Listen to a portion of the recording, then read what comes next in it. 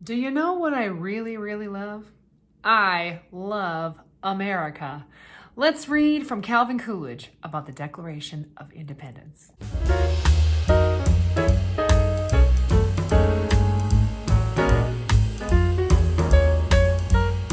Welcome to another episode of The Practical Patriot. I'm so glad you're joining me today. I am Marissa. I am The Practical Patriot, and I hope that you are too. I hope that you're watching these videos and just absorbing them and getting and listening to the whole speeches. I know some of these speeches are long, but they're so important because like I say, it's important for us to read history because history teaches us.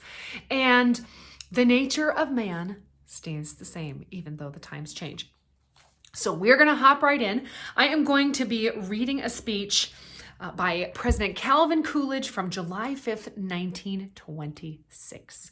It is an amazing speech. And what I think I'm going to do is I'm going to read the whole thing in this episode. We'll end. And then next week, I'll do a discussion.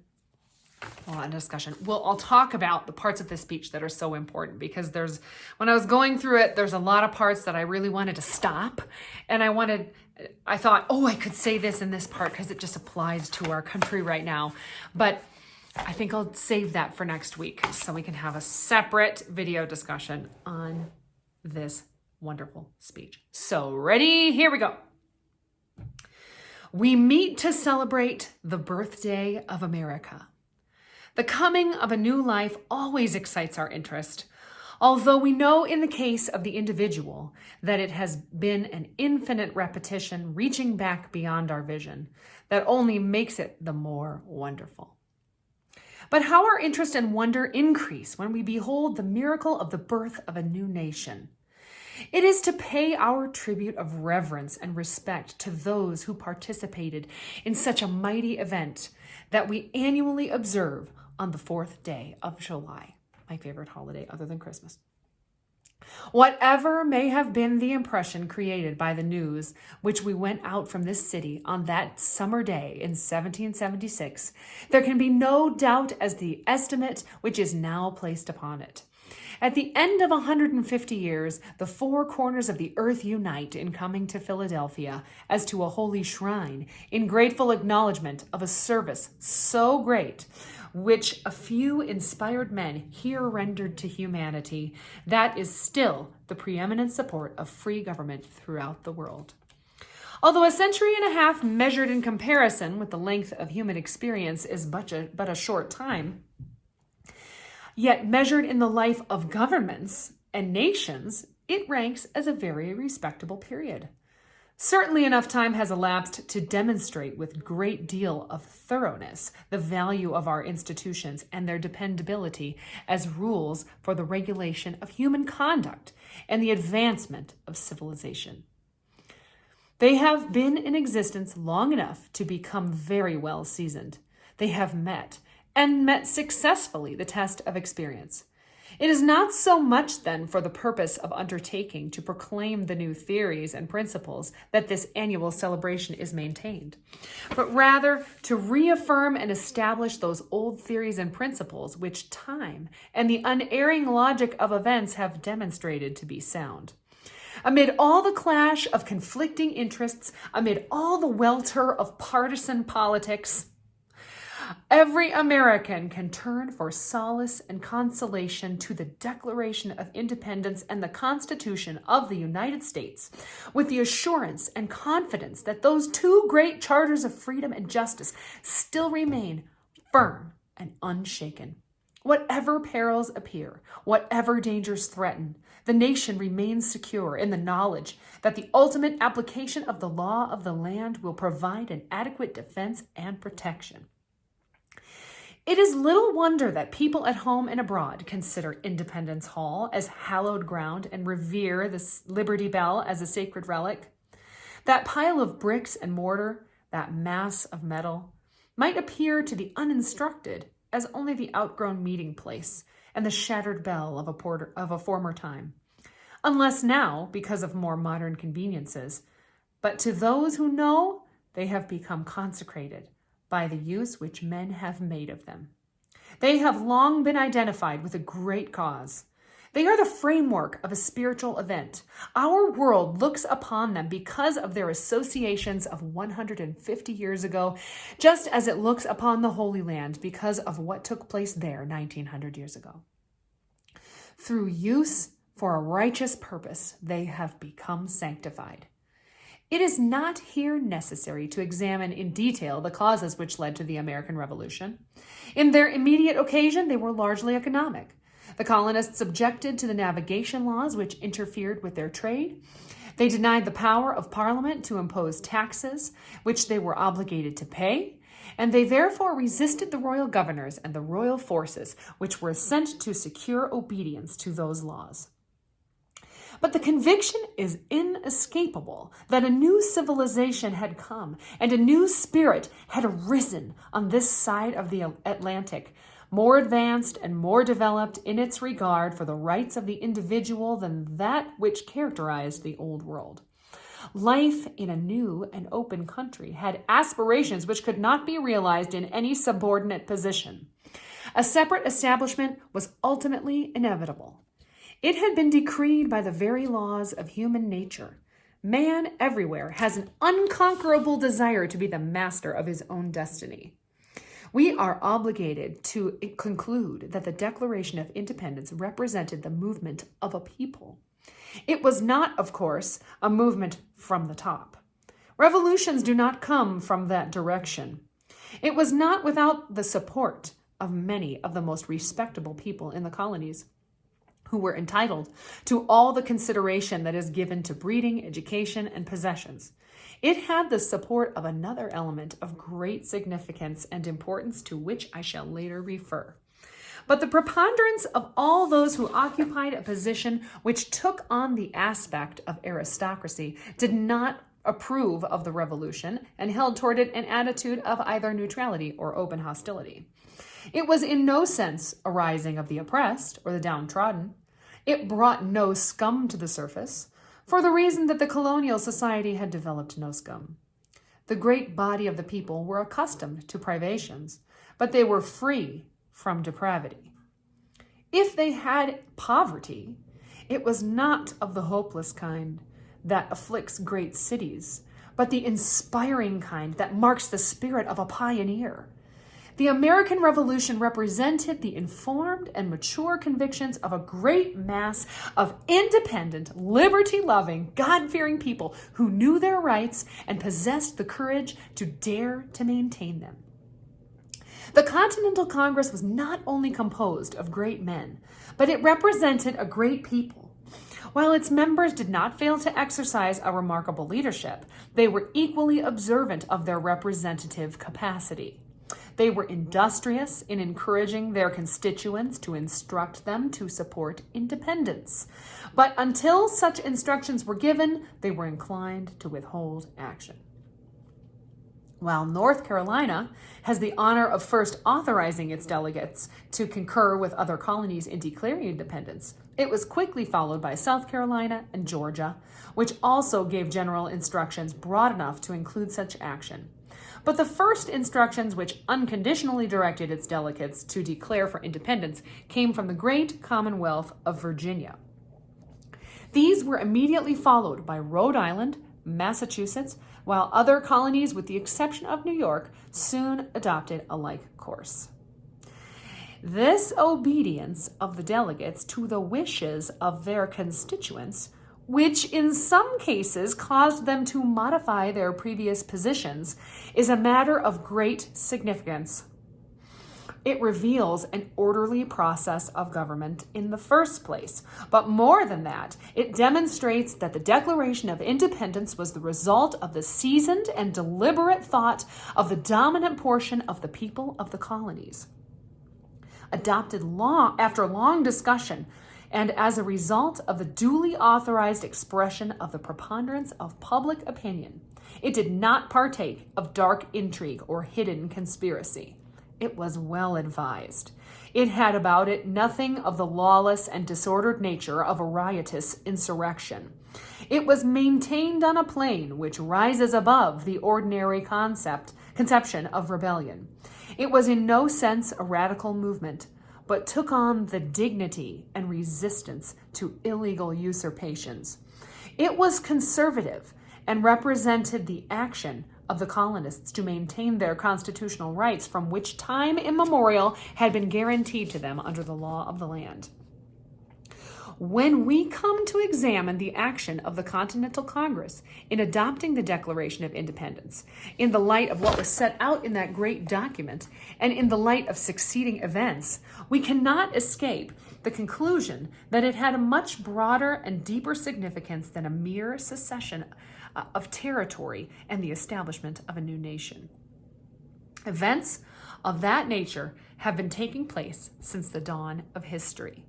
One empire after another has arisen, only to crumble away as its constituent parts separated from each other and set up independent governments of their own.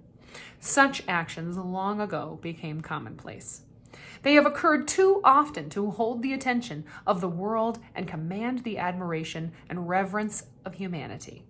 There is something beyond the establishment of a new nation, great as that event would be, in the Declaration of Independence, which has ever since caused it to be regarded as one of the great charters that not only was to liberate America, but was everywhere to ennoble humanity. It was not because it was proposed to establish a new nation, but because it was proposed to establish a nation on new principles, that July 4th, 1776 has become to be regarded as one of the greatest days in history. Great ideas do not burst upon the world unannounced. They are reached by a gradual development over a length of time usually proportionate to their importance. This is especially true of the principles laid down in the Declaration of Independence. 3 very different propositions were set out in its preamble regarding the nature of mankind and therefore of government. These were the doctrine that all men are created equal, that they are endowed with certain inalienable rights, and that therefore the source of the just powers of government must be derived from the people, from the consent of the governed. If no one is to be accounted as born into a superior station, if there is to be no ruling class, if all possess rights which can neither be bartered away nor taken away from them with an earthly power, it follows as a matter of course that the practical authority of the government has to rest upon the consent of the governed. While these principles were not altogether new in political action, they were very far from new in political speculation, and they had never been assembled before and declared in such a combination. But remarkable as this may be, it is not the chief distinction of the Declaration of Independence. The importance of political speculation is not to be underestimated, as I shall presently disclose. Until the idea is developed and the plan made, there can be no action. It was the fact that our Declaration of Independence, containing these immortal truths, was the political action of a duly authorized and constituted representative public body in its sovereign capacity, supported by the force of general opinion and by the armies of Washington already in the field, which makes it the most important civil document in the world.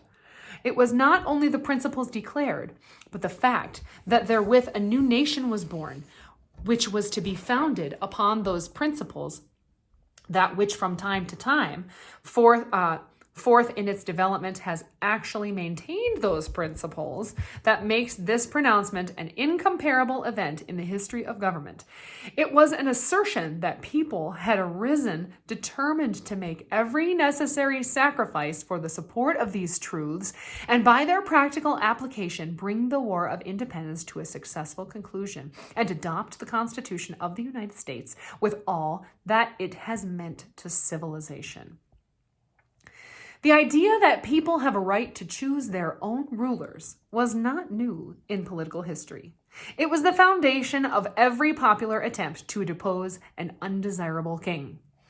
That this right was set out with a good deal of detail by the Dutch when it was as early as July 26, 1581, they declared their independence of Philip of Spain.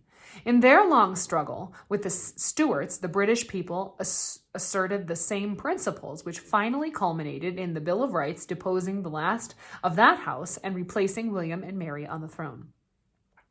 In each of these cases, sovereignty through divine right was displaced by sovereignty through the consent of the people. Running through the same documents, though expressed in different terms, is the clear inference of inalienable rights. But we should search these chapters in vain for an assertion of the doctrine of equality. This principle had not before appeared as an official political declaration of any nation. It was profoundly revolutionary. It is one of the cornerstones of American institutions. But if these truths to which the Declaration refers have not before been adopted in their combined entirety by a national authority, it is a fact that they had been long pondered and often expressed in political speculation. It is generally assumed that the French thought had some effect upon our public mind during the Revolutionary days. This may have been true, but the principles of our Declaration had been under discussion in the colonies for nearly 2 generations before the advent of the French political philosophy that characterized the middle of the 18th century.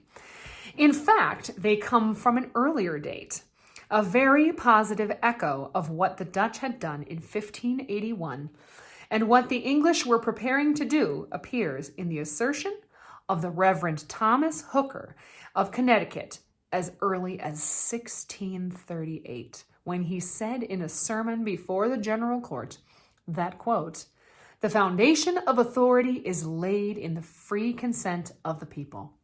The choice of the public magistrates belongs unto the people by God's own allowance," end quote.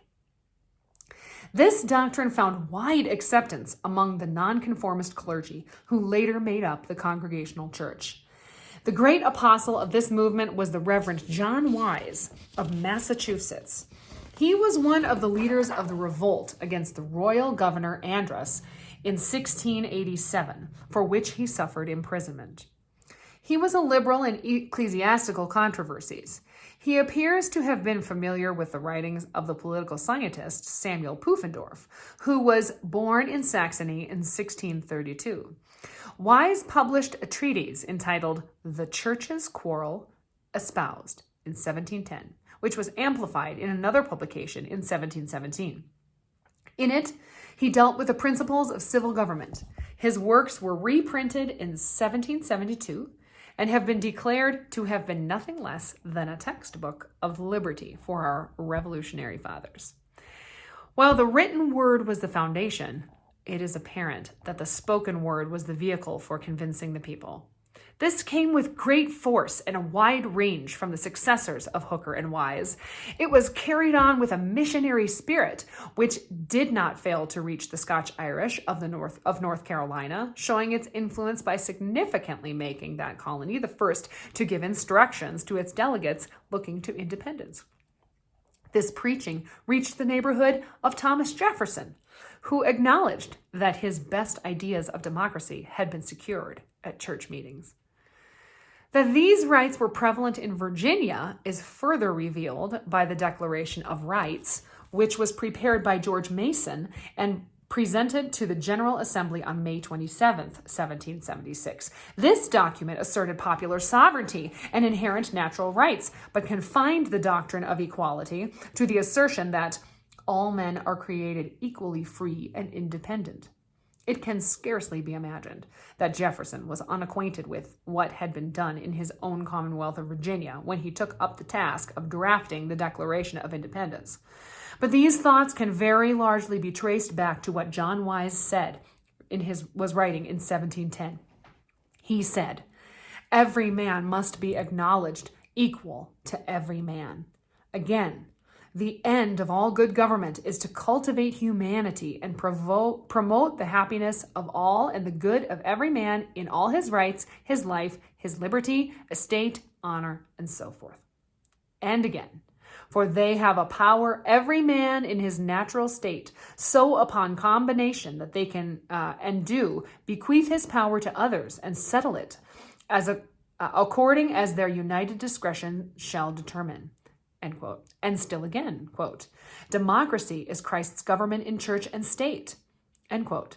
Here was the doctrine of equality, popular sovereignty, and the substance of the theory of inalienable rights clearly asserted by Wise at the opening of the 18th century, just as we have the principle of the consent of the governed stated by Hooker as early as 1638.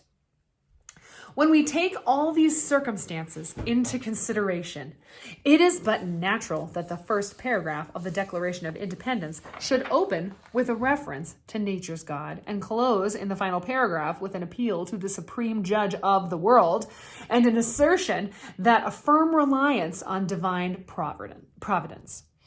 Coming from these sources, having as it did this background, it is no wonder that Samuel Adams could say, quote, the people seem to recognize this resolution as though it was a decree promulgated from heaven.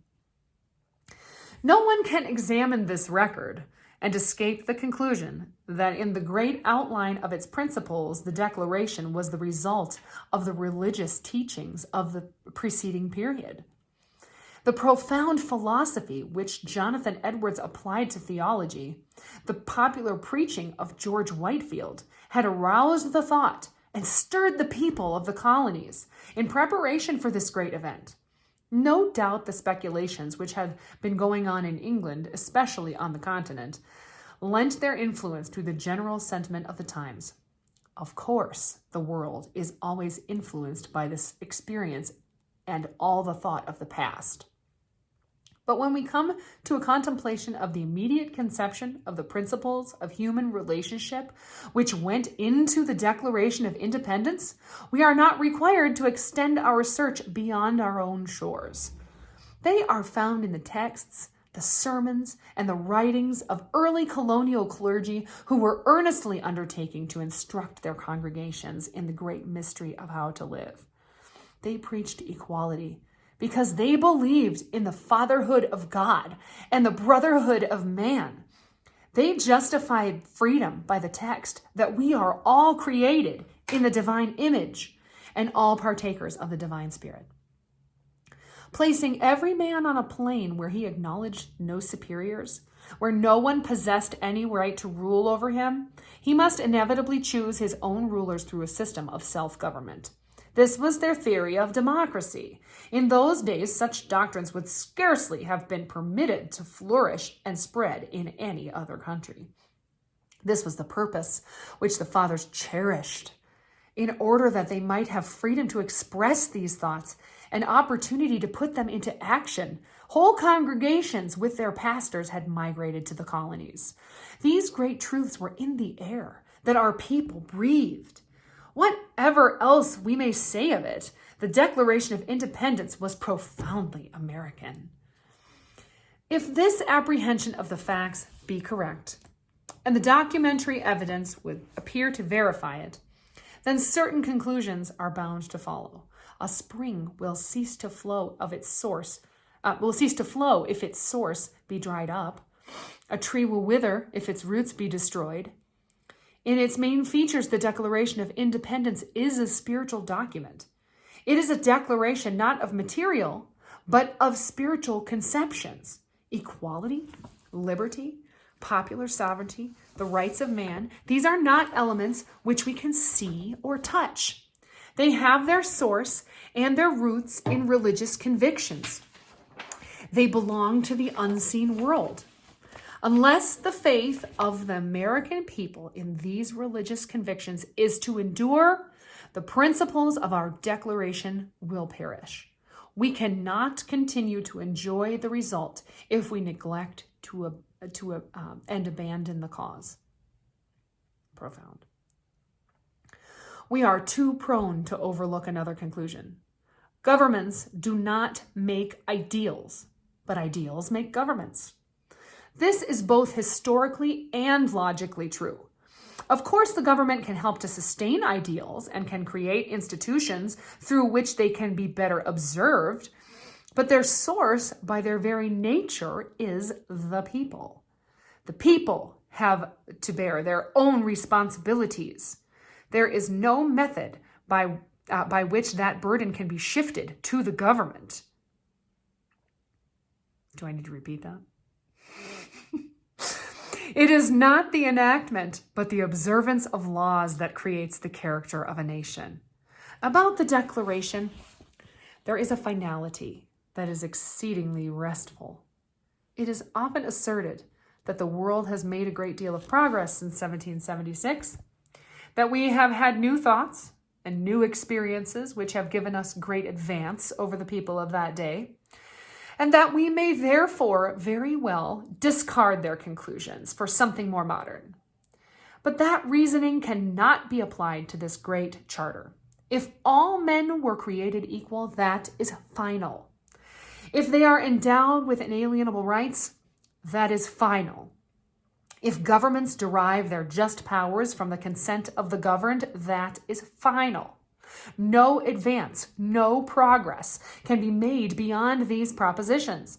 If anyone wishes to deny their truth or their soundness, the only direction in which he can proceed historically is not forward, but backward, toward a time when there was no equality, when no rights of the individual, no rule of the people. Those who wish to proceed in that direction cannot lay claim to progress. They are reactionary.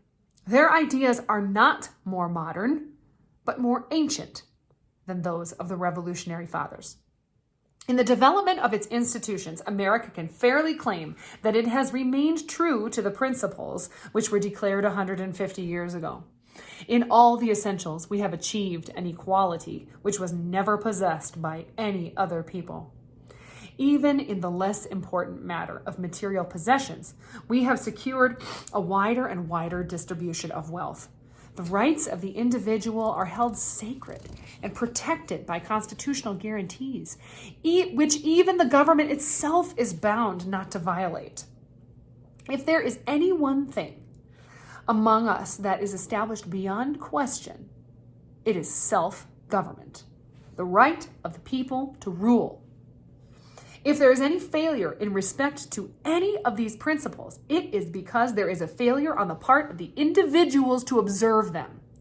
We hold that the duly authorized expression of the will of the people, it has a divine sanction. But even in that, we come back to the theory of John Wise that democracy is Christ's government. The ultimate sanction of law rests on the righteous authority of the Almighty. On an occasion like this, a great temptation exists to present evidence of the practical success of our form of government, of our form of democratic republic at home, and the ever-broadening acceptance it is securing abroad. Although these things are well known, their frequent consideration is an encouragement and an inspiration. But it is not results and effects so much as sources and causes that I believe it is even more necessary to constantly contemplate. Ours is a government of the people. It represents their will. Its officers may sometimes go astray, but that is not a reason for criticizing the principles of the institutions. The real heart of the American government depends upon the heart of the people. It is from that source that we must look for all genuine reform. It is to that cause that we must ascribe all our results. It was in the contemplation of these truths that the fathers made their declaration and adopted their Constitution. It was to establish a free government which must not be permitted to degenerate into unrestrained authority of a mere majority or the unbridled weight of a mere influential few. They undertook the balance of these interests against each other and provide the three separate independent branches, the executive, the legislative, and the judicial departments of the government, with checks against each other in order that neither one might encroach upon the other. These are our guarantees of liberty, and as a result of these methods, enterprise has been duly protected from confiscation. The people have been free from oppression, and there has been an ever-broadening and deepening of the humanities of life. Under a system of popular government, there will always be those who seek for political preferment by clamoring for reform. While there is very little of this which is not sincere, there is a large portion that is not well informed. In my opinion, very little of just criticism can attach to the theories and principles of our institutions. There is far more danger of harm than there is hope of good in any radical changes. We do need a better understanding and comprehension of them, and a better knowledge of the foundations of government in general. Our forefathers came to certain conclusions and decided upon certain courses of action, which have been a great blessing to the world. Before we can understand their conclusions, we must go back and review the course of which they followed. We must think the thoughts that they thought. Their intellectual life centered around the meeting house. They were intent upon religious worship. While there were always among them men of deep learning, and later those who had comparatively large possessions, the mind of the people was not so much engrossed on how they knew or how much they had, as in how they were going to live. While scantily provided with any other literature, there was a wide acquaintance with the scriptures. Over a period as great as that which measures the existence of our independence, they were subject to this discipline not only in their religious life and educational training, but also in their political thought. They were a people who came under the influence of a great spiritual development and acquired a great moral power. No other theory is adequate to explain or comprehend the Declaration of Independence. It is the product of the spiritual insight of the people. We live in an age of science and of abounding accumulation of material things. These did not create our declaration. Our declaration created them. The things of the Spirit come first. Unless we cling to that, all our material prosperity, overwhelming though it may appear, will turn to a barren scepter in our grasp. If we are to maintain the great heritage which has been bequeathed to us, we must be like-minded as the fathers who created it. We must not sink into a pagan materialism. We must cultivate the reverence which they had for the things that are holy. We must follow the spiritual and moral leadership which they showed. We must keep replenished, that they may glow with a more compelling flame the altar fires before which they worshipped. Can I get an amen? Calvin Coolidge, woo! So good. So we're going to talk about that speech next week. I hope you go back and listen to this again. There are some really great parts in there, really great parts, especially about how we have lost our morality. We have descended into pagan materialism in America. And I think that needs to change. We can be a virtuous people again. We can. Hope is not lost. I will say that every time. Hope is not lost for America. There will be a new birth of freedom and righteousness in this land because the American people have good values and we can work together. Be blessed and stay free. I'll see you next time. Bye. Thanks for watching The Practical Patriot. Like and subscribe below. That's right.